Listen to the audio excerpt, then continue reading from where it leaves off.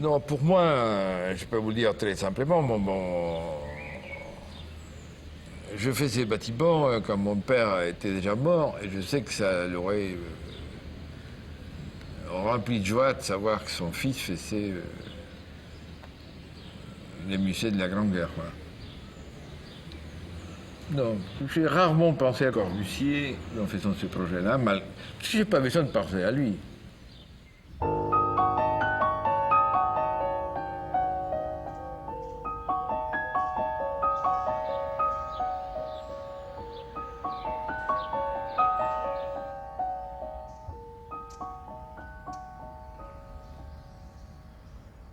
Est-ce que Corbu a encore un sens? Voilà. Est-ce que Corbu est vivant? Est-ce que Corbu est d'actualité? Est-ce que Corbu est toujours pressant dans la problématique architecturale d'aujourd'hui? Voilà. Ça, c'est la question que tout le monde se pose pour deux raisons. La première, c'est parce que en s'adressant à Corbu, on s'adresse quand même à un monument de l'architecture, c'est-à-dire que à quelqu'un qui représente à lui tout seul 50% de tout. Et donc, l'autre question qui est supérieure à celle-là, c'est est-ce que l'architecture moderne a encore un sens?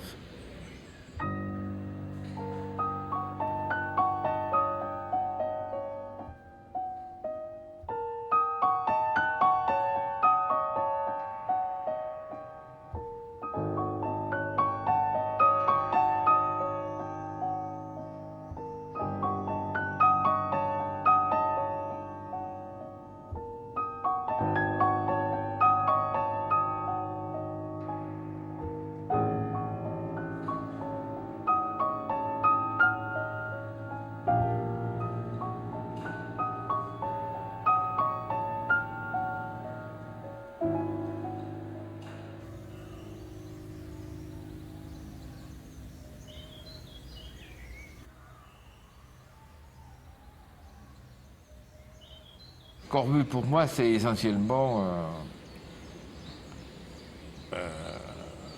faire plus, quoi. Avec comme objectif épanouir l'être humain, l'épanouir intellectuellement, physiquement et émotionnellement. Il n'y a aucune petitesse dans tout ce qu'il propose. Il propose que tout le monde accède, tous les titres, tout le vocabulaire qu'il a inventé. Une maison, un palais. Voilà les phrases corbusiennes. La promenade architecturale. Pas je me balade, l'espace-temps, je ne sais pas quoi, un truc pour que personne comprenne. C'est des choses pour que tous les architectes aient accès à cette espèce de monde fantastique qui est possible avec l'architecture. Il dit tout, l'espace indicible. Les bâtiments à la respiration constante. Pas l'air conditionné ou quoi. Le bâtiment à la respiration constante. C'est tout a été mis dans un système pour que ça ne devienne pas obscur, élitiste, protectionniste. Nous, les super blancs, les ariens, non. Pour tout le monde, une espèce de générosité par rapport à la vie absolument incroyable. Incroyable.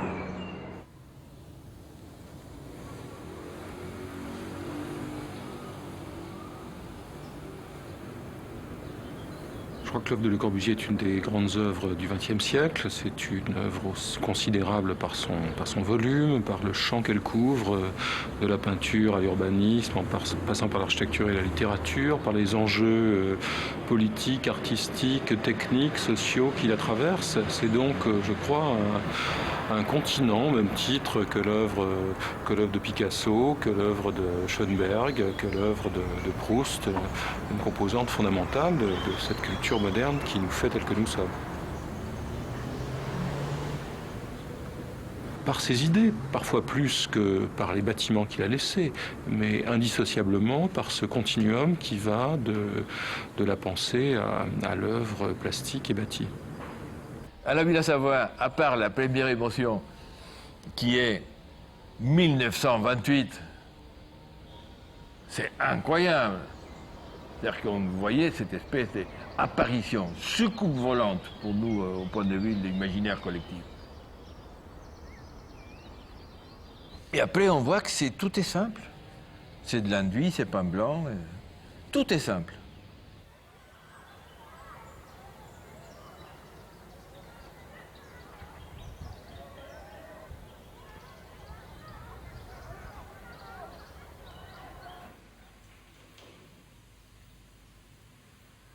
C'est une maison qui ne raconte pas une histoire de richesse.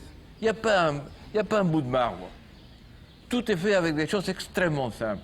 La richesse, c'est spatial. La richesse, c'est dans la manière d'occuper l'espace. La richesse, c'est dans l'énorme variété des parcours qu'on a dans un plan extrêmement simple.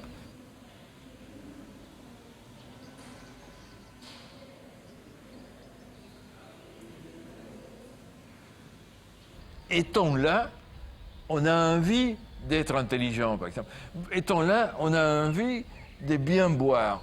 Étant là, on a envie d'aimer quelqu'un.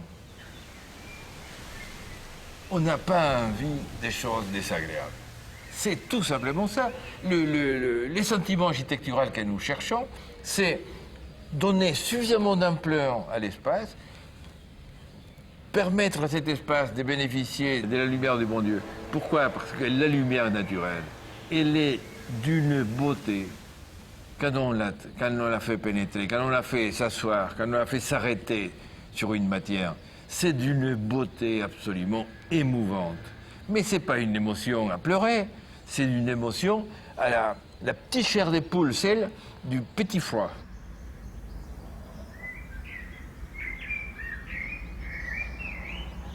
L'émotion architecturale la plus recherchée devrait être celle qui nous rend disponibles au monde.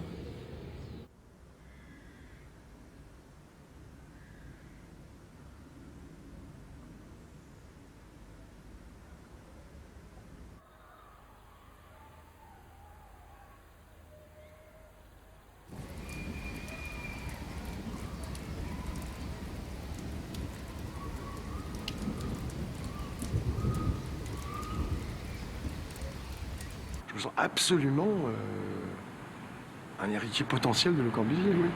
Mais être héritier, ce n'est pas reproduire, c'est prolonger. Pas prolonger tout, parce que prolonger la totalité de cette œuvre-là, ça serait présomptueux et de toute façon impossible, c'est une œuvre trop personnelle. Non, mais ce que je peux retenir dans une œuvre aussi généreuse, aussi humaniste, c'est une volonté farouche d'améliorer le sort des gens. Ça, c'est une réalité. On peut raconter toutes les salades et les inepties et les stupidités qu'on veut sur Le Corbusier. C'est quelqu'un, comme il l'a dit, construire le silence et la paix, chose dont les hommes ont le plus besoin aujourd'hui. Il s'est efforcé de le faire. Et ça, c'est une philosophie du projet pour un architecte qui est éternelle. Il n'y a pas cette idée d'être des héritiers de Le Corbusier. Je crois pas. Je crois qu'on essaye simplement de mettre en application une idée, enfin, disons, nos idées sur l'architecture, bon, qui sont... je crois qu'il y a, oui, il y a une dimension humaniste chez Le Corbusier qui, forcément, nous interroge toujours sur le sens de l'architecture. Architecte corbusien, bon, on dit il a la Légion d'honneur de l'architecture. Disons, c'est pas humiliant, quoi. Ça ne veut pas dire qu'on copie. Ça signifie qu'on a une vision du monde avec une architecture un peu supérieure, quoi, où l'architecture est réellement importante. C'est ça être corbusien. Faire des formes corbusiennes, là, c'est déjà pas pareil. Mais corbusien, c'est garder d'une manière moderne hein, l'homme au centre. Je ne vois pas d'humanisme dans le travail de Le Corbusier. ce n'est pas parce qu'il utilise la silhouette humaine dans la construction des systèmes de proportion. Sans doute y a-t-il là un humanisme somme toute assez modeste, assez littéral, et qui joue essentiellement sur le symbole. Je n'ai pas l'impression que Le Corbusier ait, sauf de manière rhétorique, un propos humaniste global. Le Corbusier étant un des inventeurs de l'architecture moderne, je me sens pleinement dans la filiation Le Corbusier, c'est évident. Maintenant, elle n'est pas formelle, hein, mais à ce niveau-là, la forme me semble anecdotique. Et tout l'aspect inventif me semble beaucoup plus important que l'aspect formel, quoi. On hérite des idées et non pas forcément de la forme. Puisque la forme, je considère que c'est quelque chose qui évolue avec les idées. C'est d'ailleurs ce qui a été souvent critiqué et reproché aux étudiants de Siriani par rapport à lui. On nous reprochait de systématiquement reproduire une forme, mais ces critiques-là étaient proférées par des gens qui ne mettaient jamais les pieds dans l'atelier, qui ne savaient pas ce qui s'y passait. L'héritier construit son héritage, c'est-à-dire qu'en fin de compte, dans cette activité humaine qui consiste à produire des idées, des choses, des écrits, des films, etc., cette profusion de production humaine, chacun construit son héritage. Alors bien entendu, ce n'est pas le désordre absolu, il y a des règles de transmission, il y a des règles, des choses qu'on apprend ou qu'on n'apprend pas, qu'on cache ou qu'on sait, etc. Donc c'est compliqué, mais c'est vrai que chacun construit son héritage. Donc de ce point de vue-là, est-ce qu'on peut dire qu'il y a dans l'œuvre de Le Corbusier des héritiers légitimes par rapport à d'autres qui ne le seraient pas? Moi, je ne dirais pas ça. Je veux dire, chacun est l'héritier de Le Corbusier à sa manière. Peut-être que Corbu n'avait pas du tout, même certainement, n'avait pas dans la tête tout ce qu'on a pu lui donner, lui prêter comme intention quand il a fait son travail. Néanmoins, on y a lu, on y a reconnu des choses qui nous ont nourris et qui nous aident à travailler aujourd'hui. Et qui ont été développés à travers l'architecture du mouvement moderne, bien évidemment. Mais même avant lui, Wright est tout aussi important. Enfin, pas tout aussi important, bien sûr que non, mais je revendiquerais plus volontiers une filiation par rapport à Siriani que par rapport à Corbu. C'est pas parce qu'elle est certainement affective. Elle a fait l'objet d'une rencontre et elle s'est développée sur des années de formation, donc forcément des années très importantes. Siriani nous a fait rentrer dans l'univers plastique, formel, spatial de Le Corbusier avec une fougue extraordinaire, un enthousiasme qui ne nous a pas lâchés, mais il nous a aussi fait passer, je crois, une résistance, dans le sens de résistant et non incroyable, à l'influence je dirais, médiatique. Et pourquoi? Parce que justement, ce travail sur l'espace nous a créé une confidence réelle vis-à-vis de ce qu'est le travail sur l'espace et de la difficulté, bien sûr, de concevoir un espace tout en pensant les murs de cet espace et non pas l'inverse, c'est-à-dire de découvrir l'espace qui est fait après avoir dessiné les murs. Donc ce n'est pas facile à intégrer ça.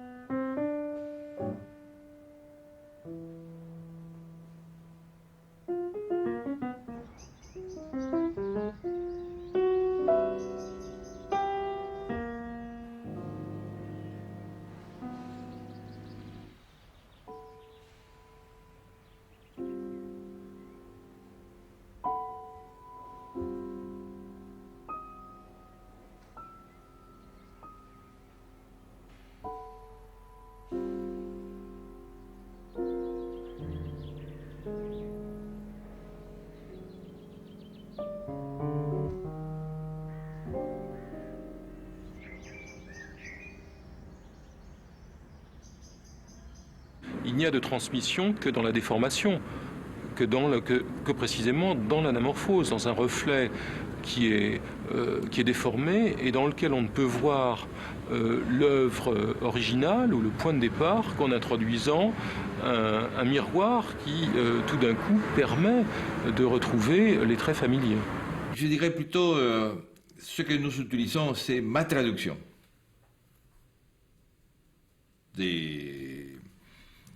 du vocabulaire corbusien. C'est-à-dire que si Corbus lui-même était vivant, il ne serait peut-être pas d'accord. Parce que, en plus, Corbus, ça ne suffit pas de dire Corbus. Corbus, c'est le seul architecte qui a eu presque trois familles formelles très différentes dans son œuvre. C'est-à-dire qu'il y a l'architecture blanche, ce qui s'appelle l'architecture héroïque, ou la poursuite de l'abstraction, c'est-à-dire l'objectif fondamental, c'était de construire avec la même essence qu'il construisait un tableau cubiste, qu'il appelait puriste, mais que c'était la même chose, en architecture. D'accord? C'est-à-dire, c'est faire rentrer l'homme moderne dans un tableau. Et ça, il a fait ça. C'est peut-être ce que j'aime le plus. Intellectuellement, comme enseignant. Mais les émotions les plus fortes, c'est l'autre période, la période dite brutaliste, où il joue avec les sentiments, quoi. C'est-à-dire qu'il fait vibrer les gens. Là, il révèle quel monde est capable des sensations. C'est le contraire de l'abstraction pure, de cette cosa mentale, comme on dit en italien, à cette chose-là ressentie physique, la chair, qui est la seconde. Et s'il ne meurt pas, c'est une autre chance qu'il est quand même mort. Il commençait à faire quelque chose que je continue. Mais c'est toujours lui, hein.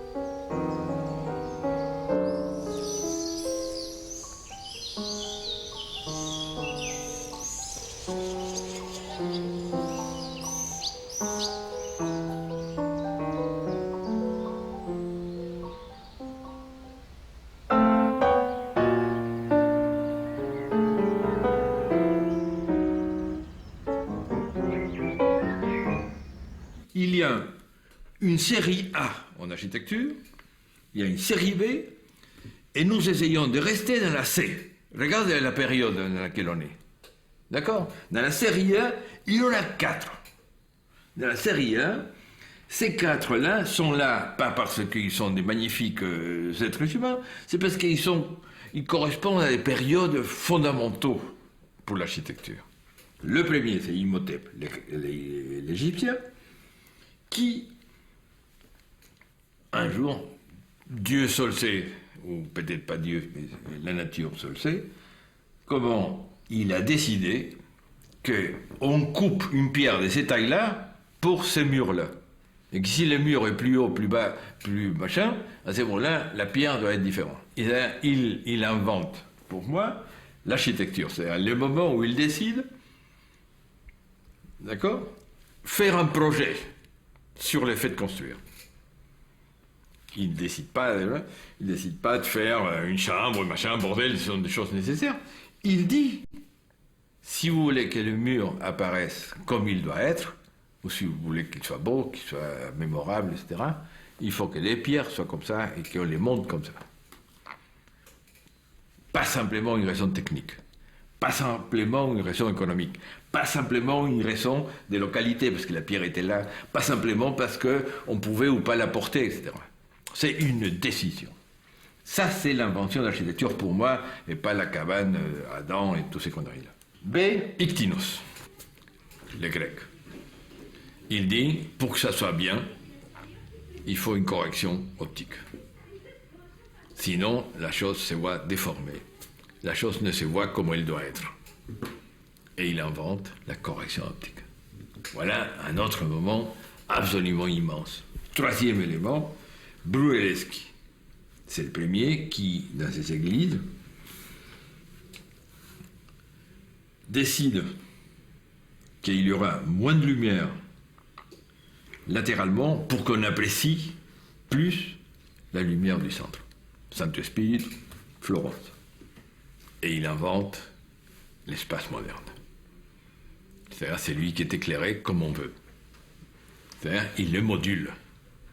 Il module l'espace avec sa lumière. C'est pas comme les gothiques qui essayaient de sortir les maximum de lumière possible. La problématique n'est pas la même. Il invente l'architecte moderne, Brunelleschi, il était assez capital. Et le quatrième, évidemment, c'est Corbu, qui construit l'espace cubique. L'espace du cubisme. Il est construit avec la promenade architecturale, introduit les temps dans l'espace. À partir de ce moment-là, voilà les quatre seuils qui me semblent fondamentaux, qui ont été dans un moment précis de l'histoire où ces gens-là ont pu faire ça pour des raisons qui nous échappent et que c'est pas intéressant. À partir du moment où on dit ça, on dit pratiquement en simultané que ces gens-là n'étaient pas forcément les architectes les meilleurs ni les plus importants.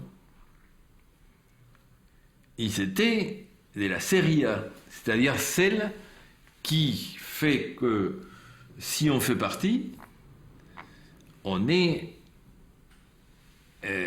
gratifie de son travail comme un fait de civilisation. Aucun grand architecte, depuis que cette profession existe, n'a été un ignorant. Donc les architectes qui ont laissé une trace significative sont des architectes qui opéraient sur des connaissances. Ce qui est intéressant, c'est de se poser la question de la construction de ces connaissances, avec les certitudes, avec les incertitudes, avec les censures, avec les éléments latents, inconscients, mais acquis au cours d'un processus de découverte de l'architecture et les éléments manifestes sur lesquels porte le discours. Donc je crois que la question intéressante, elle est celle des connaissances qui informent le travail de projet, des techniques de projet acquises au contact d'œuvres antérieures. Dans la série B, on a peut-être celui qui a été dans la Renaissance le plus grand architecte du monde, Michel-Ange, c'est un génie absolument total. Lui, Michel-Ange, qui était un sculpteur absolument fabuleux, et peintre, n'en parlons pas. Mais comme architecte, il est incroyable. Quand il fait un trou dans un mur, c'est un vrai trou qui vous amène au centre de la Terre. On a des architectes immenses.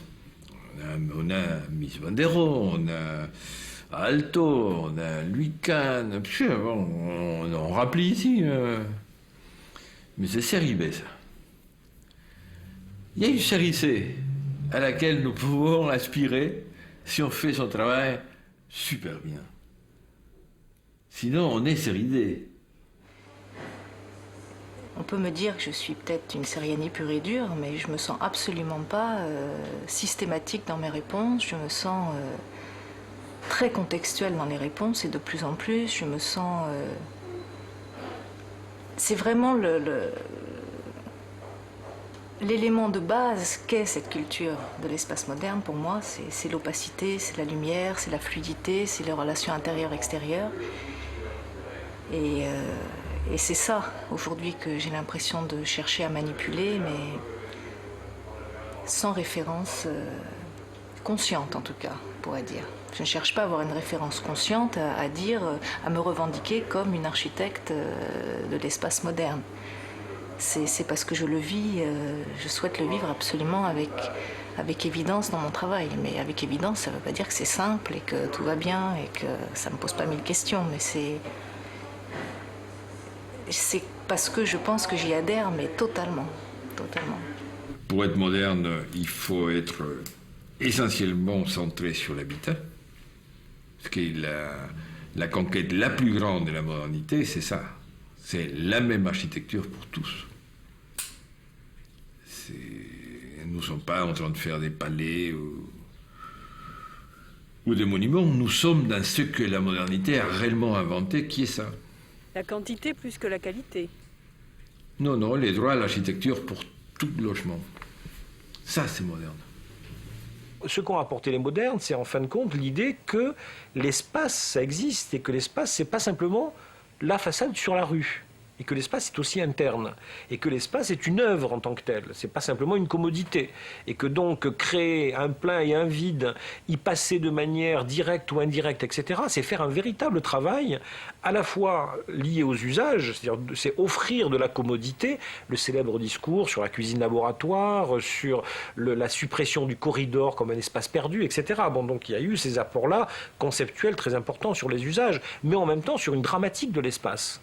Je pense que Alto, je pense que Mies van der Rohe, je pense que Louis Kahn, je pense que des tas d'autres architectes de l'époque du XXe siècle qui ont compté, sont des gens qui ont trouvé autant d'importance à savoir comment on perce la porte d'une cuisine qu'à savoir comment on dispose des éléments de la façade principale. Et certains, je pense aux villas de Louis Kahn, parfois il n'y a pas de façade. C'est une notion qui ne l'intéresse pas, qui ne le concerne pas. Mais ils ont tous travaillé sur le volume et sur l'espace. Étant entendu qu'un bâtiment, pour eux, je crois que c'est ça qui les différencie d'autres, ne se conçoit pas simplement par un plan et une façade. Mais c'est aussi un volume, qu'il faut travailler cet élément-là et qu'on se déplace dans cet espace-là et que l'usager n'est pas un être uniquement fonctionnel. C'est aussi un être de sensibilité et qui va avoir tous les jours une certaine expérience très particulière avec cet espace-là. On travaille avec des éléments essentiels qui constituent l'architecture. Et ces éléments essentiels, encore une fois, lumière, opacité, espace, sont des éléments qu'on trouve dans l'architecture d'il y a plusieurs centaines d'années et bien avant. C'est l'émotion de la matière sous la lumière, c'est l'émotion de l'abri qui va loger des gens qui ont peut-être absolument rien à faire de l'architecture, mais qui ont besoin d'être bien chez eux. Et je reste convaincue que pour répondre favorablement à ça, c'est le travail de l'intérieur. Moi, personnellement, je ne pense pas être un formaliste. C'est-à-dire que je m'attache sur le bâtiment à certaines choses qui sont beaucoup plus importantes que le dessin d'une façade, par exemple. C'est-à-dire que encore une fois, je m'intéresse beaucoup à la technologie, aux techniques, aux matériaux, à leur mise en œuvre. Même des fois, je m'intéresse aussi à l'économie du bâtiment. Je suis un fonctionnaliste, par exemple. C'est-à-dire que j'essaye de faire que le projet soit le plus rationnel possible. On est capable de parler de la qualité de l'intérieur d'un espace sans être obligé de parler de la forme. Et ça, moi, après, pour avoir fait quand même beaucoup de jurys, les mauvais architectes parlent de leur façade et les bons architectes, ils parlent de la qualité des intérieurs de leur architecture. En réalité, moi, ce qui m'intéresse de la transparence et ce qu'on m'a transmis sur la transparence, c'est plutôt l'idée de cadrer des vues, c'est-à-dire d'avoir un point de vue. Quand on est dans un espace, d'être en relation à l'extérieur et d'avoir un point de vue. Pas d'être confronté à une transparence complète. Donc le verre, quand il est utilisé systématiquement, devient une contrainte. Il n'offre plus justement cette possibilité de capter des images et de capter des relations entre l'intérieur et l'extérieur d'un bâtiment. Et ça peut paraître idiot, mais il y a quand même énormément d'architectes qui dessinent les façades avant les plans. Aujourd'hui, et le système du jury. Aujourd'hui, les jurys Ville de Paris regardent les façades avant de regarder les plans. Parce que l'architecture a toujours beaucoup de mal à quitter le domaine des apparences. C'est un art qui, par définition, joue de l'apparence. Parce que pour le communiquer, il faut montrer, dessiner, afficher, persuader, convaincre. Mais le fond de l'architecture n'est pas l'apparence. Je ne dessine jamais des façades, c'est un travail facile, c'est toujours après. C'est d'abord la coupe qui précise, je dirais, le lieu de l'architecture, comment elle va se mettre en place.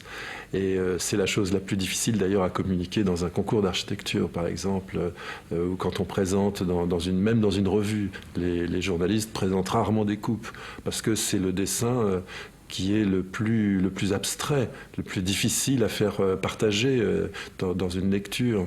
Oui, mais c'est en ça, encore une fois, qu'on est corbusien, c'est que le plan est générateur. Et je pense que tous, maniéristes et moins maniéristes, on reste sur cette idée du plan générateur.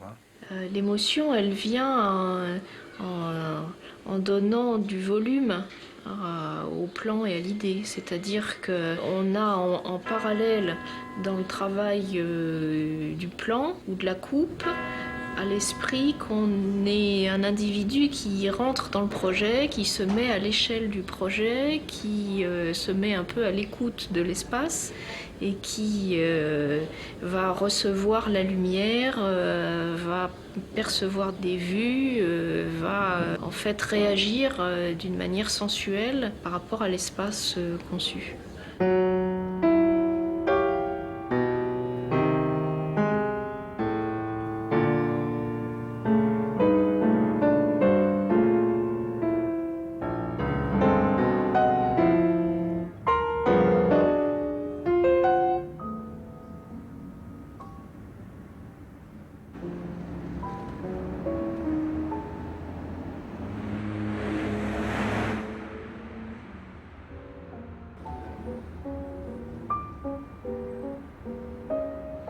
Il y a dès la fin des années 20 en France, mais aussi dans beaucoup d'autres pays d'Europe, d'Amérique du Nord et en Russie, une sorte de maniérisme corbuséen, au sens que ce terme pouvait avoir à la Renaissance.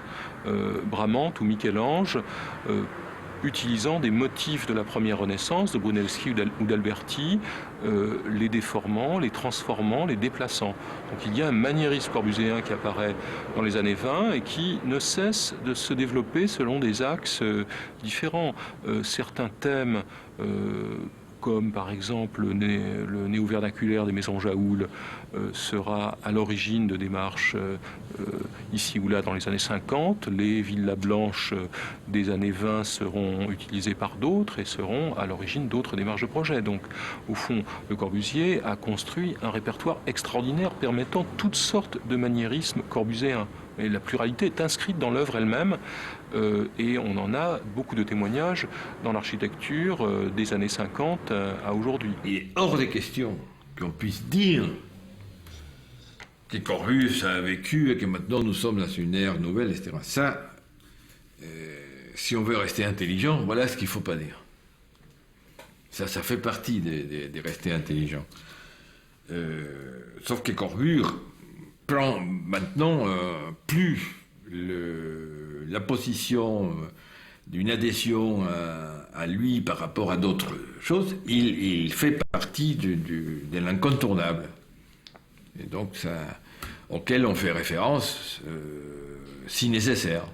Il n'y a qu'en France où, comme on n'aime pas le Corbusier de manière officielle, qu'il y a un problème, le Corbusier. Vous allez en Suisse, vous allez en Italie, en Espagne, ailleurs, il n'y a pas de problème, le Corbusier.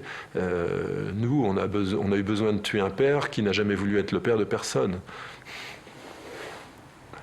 Donc le Siriani, il a été le professeur qui n'a pas eu cette gêne, sans doute parce que lui, étant sud-américain, n'a pas eu besoin d'absorber les contradictions franco-françaises dans les années 60, dans les années 70, et a pu comme ça avoir une parole libre avec laquelle nous que l'on a avalé, que l'on a réclamé. J'espère que les architectes ne considèrent pas Le Corbusier comme un père, mais qu'ils le considèrent ou alors comme un père PAIR, enfin, sans faire avec un mauvais jeu de mots, mais qu'ils le considèrent comme une source de réflexion, comme une source d'inspiration, comme une source de créativité.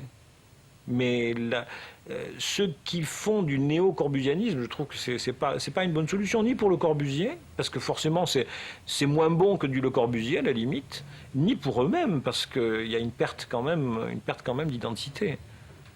Tout peintre moderne qu'il peigne ou non comme Picasso est, je dirais, façonné par Picasso. Tout écrivain contemporain est façonné par Proust, qu'il écrive ou non comme Proust. Et donc je crois que c'est vrai pour Le Corbusier aussi. Il y a du corbusianisme littéraire, je dirais qu'il y a du corbusianisme manifeste, et il y a un corbusianisme latent. Et que ce corbusianisme latent, il est présent dans des démarches apparemment les plus stylistiquement éloignées, doctrinalement éloignées de Le Corbusier. L'esprit moderne, il est multiple. Et quand on comprend Le Corbusier, on ne peut pas faire du Le Corbusier. Et mon travail d'architecte, c'est très difficile finalement, je crois, de regarder aucun de mes bâtiments en se disant « Ah tiens, ça ressemble à telle ou telle œuvre de Le Corbusier ». C'est impossible. Je crois qu'il faut faire très attention à ça. Moi, j'ai beaucoup de dettes, par exemple, pour Terrani. Et j'espère un jour avoir des dettes pour Barragan. Mais j'ai énormément de dettes pour Le Corbusier, pour des choses qu'on ne voit pas dans mes bâtiments.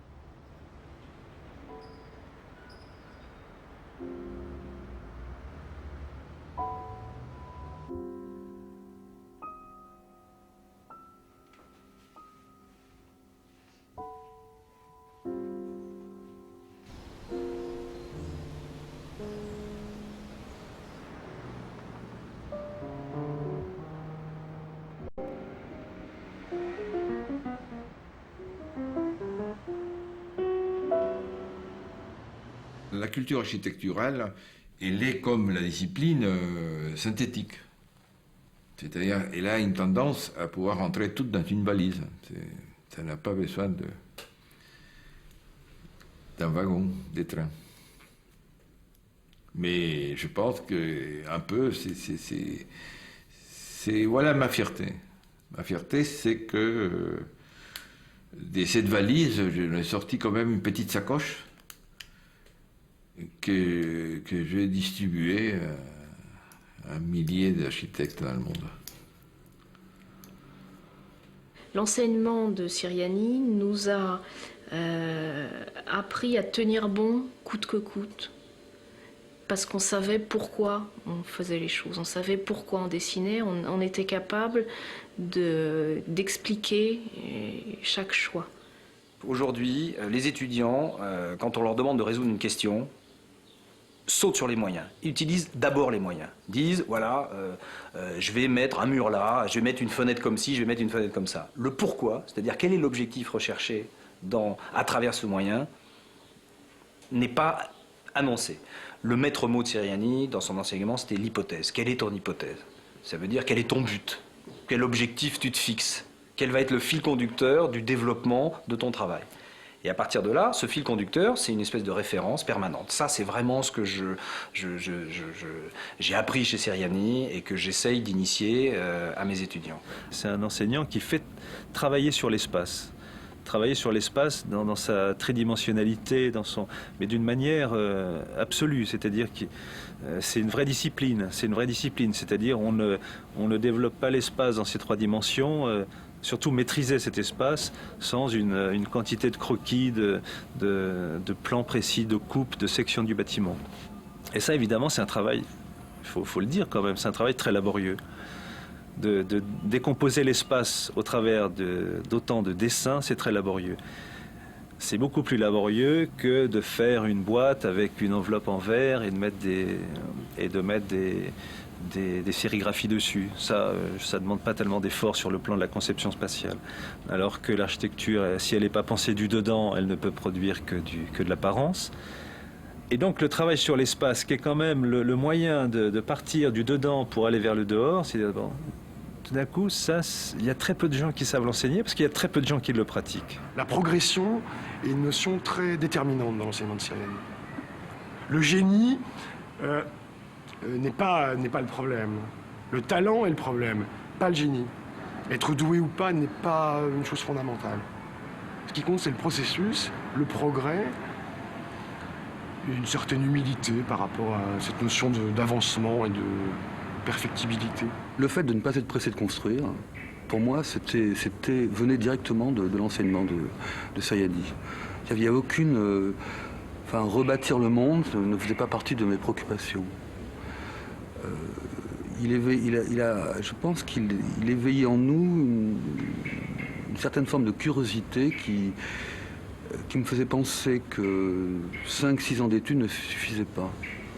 Donc je me suis un petit peu promené et puis j'ai construit le jour où je sentais que c'était nécessaire de construire. Il n'y a pas un projet où je ne réfléchis pas en pensant à des choses qu'il nous a dites ou des choses que je l'entends encore dire, etc. C'est quelqu'un qui est présent dans ma façon de projeter, de toute façon. Même si parfois il est présent parce que je me mets en réaction par rapport à ça aussi. Ce qui arrive évidemment souvent et ce qui fait partie de la transmission, de toute façon.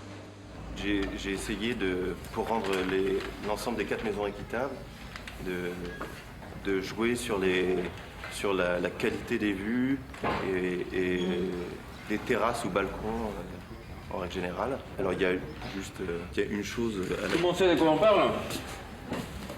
Il nous raconte une petite histoire qui est grosso modo la suivante.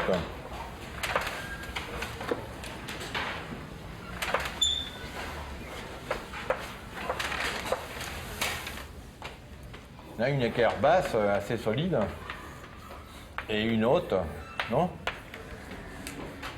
J'ai pas l'impression d'avoir fait ça sans te rendre compte. Si. Mais ouais. Ayant cette volonté.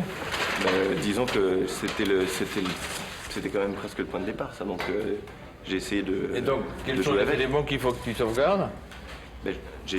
En bas, j'ai effectivement la vue, et en haut, j'ai une source de lumière importante. Non, c'est qu'il faut qu'on soit capable d'apprécier ces 2 équerres, quelle que soit la situation dans la parcelle. Si tu te mets dans une situation où il y a trop d'ombre et qu'une des 2 équerres n'apparaît pas comme elle apparaît aussi limpidement là, ouais, t'as un problème. D'accord, ouais. Parce que, évidemment, ça signifie que l'apport des lumières zénitales est très faible pour toi. Oui, c'est juste plus un jeu. Oui, mais par rapport à tout le monde, ça, c'est quand même un handicap majeur. Parce que tu te prives quand même d'une des sources les plus importantes. Je viens chercher plus de lumière sur cet élément-là, et donc j'ouvre un petit peu plus. Où est-ce qu'on dort ici? On dort, il y a une chambre là, une chambre là et une chambre là. À l'étage en fait. Donc chaque enfant a son espace. devant le fameux système d'escalier, ce volume-là, il est aussi important. Il faut qu'ici, on le voit, qu'il soit éclairé, là. J'ai recommencé cette maquette-là et en fait, j'ai un peu agrandi les... Un peu. Parce que J'ai dit, si toutefois, là, on commence à voir de l'ombre, ça s'appelle la démocratie, ça. Ok, mec. Ok, merci. Construire est un acte important, grave, et enseigner, c'est un peu la même chose. Donc j'attendais de voir comment les choses allaient évoluer. Je suis allé doucement, et puis un jour j'ai eu l'occasion d'enseigner, et puis j'ai accepté, on m'a proposé d'enseigner, j'ai accepté, et c'est une nouvelle forme de plaisir qui prolonge celui de construire. Et c'est vrai que, alors, si dans l'acte de construire, souvent ce qui s'est passé à l'école, je ne le retrouve pas forcément. À l'inverse, dans mon enseignement, je m'aperçois que... Enfin, je sais d'où je viens, quoi. Je m'aperçois qu'il y a une façon de parler, d'expliquer les choses qui vient directement de l'enseignement de Seriani. Ça me semble plus évident, cette filiation. Il y a une dimension incroyable de Seriani, peut-être que je ne l'explique même pas, c'est le goût qu'il donne, l'envie qu'il donne. C'est-à-dire que quand on sort de là, on n'a qu'une envie, c'est de faire. Et cette envie de se lever tous les matins en ayant envie de changer le monde, c'est une envie qui nous a jamais lâchés. Et c'est lui qui nous a appris ça, quoi. Moi, ce qui m'énerve, c'est qu'on est en train de nous gargariser avec des vers pleins de sérigraphies et des machins, on dessine des choses sur les verres, etc. On change on fait 14 couches aux façades pour que le mec, chaque fois, soit confronté avec une absence de connaissances de rien du tout, parce que tout est confus, on ne sait pas si on a acheté une fenêtre, si c'est pour voir ou pour se voir, c'est les réfléchissants, les miroirs, les demi-teintes, avant c'était que chez les putes, où c'était à double teinte, c'est pour pouvoir voir, mater les gens qui étaient nus, sans s'être vus. Toutes ces histoires-là, on est en train de les mettre à ciel ouvert. Pourquoi faire? Parce qu'on ne sait pas faire l'essentiel, qui est de faire vivre dignement et dans la plus grande satisfaction sensorielle les gens. Là où l'architecte, effectivement, peut agir par rapport à son époque, c'est dans la possibilité de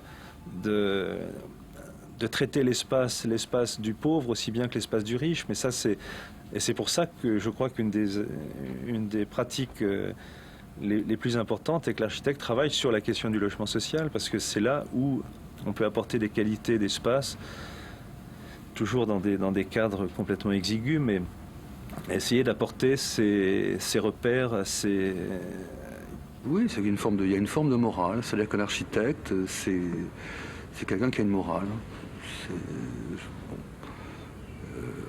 Un architecte ne fait pas n'importe quoi pour n'importe qui. C'est-à-dire que je suis quelqu'un qui ne cherche pas à construire forcément. C'est-à-dire que j'ai le temps devant moi et je ne suis pas pressé. Et c'est vrai que ça ne correspond pas peut-être à l'image qu'a la société de l'architecte. Je pense que c'est quelqu'un qui voit un peu le monde comme ça. L'architecture, ça existe. Je l'ai rencontrée. Elle existe, elle est bien. Elle est faite pour les gens.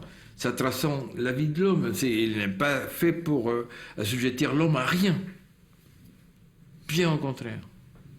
Il faut qu'il soit en dilatation constante par rapport à lui-même. Qu'il soit capable d'apprécier, de le sortir. Évidemment, mon souhait, c'est que créons en lui une exigence. On ne construit pas forcément pour les gens, c'est qu'on a des clients, c'est-à-dire qu'il y a des gens qui nous demandent de construire pour eux.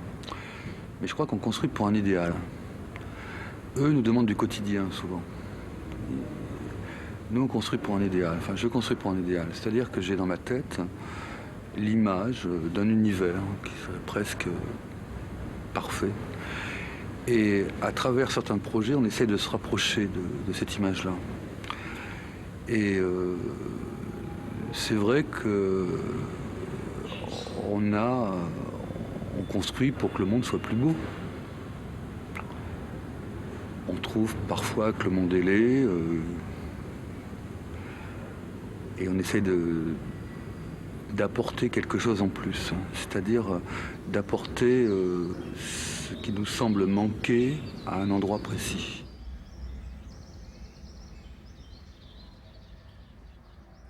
Un homme pressé, c'est quelqu'un qui n'a plus de temps.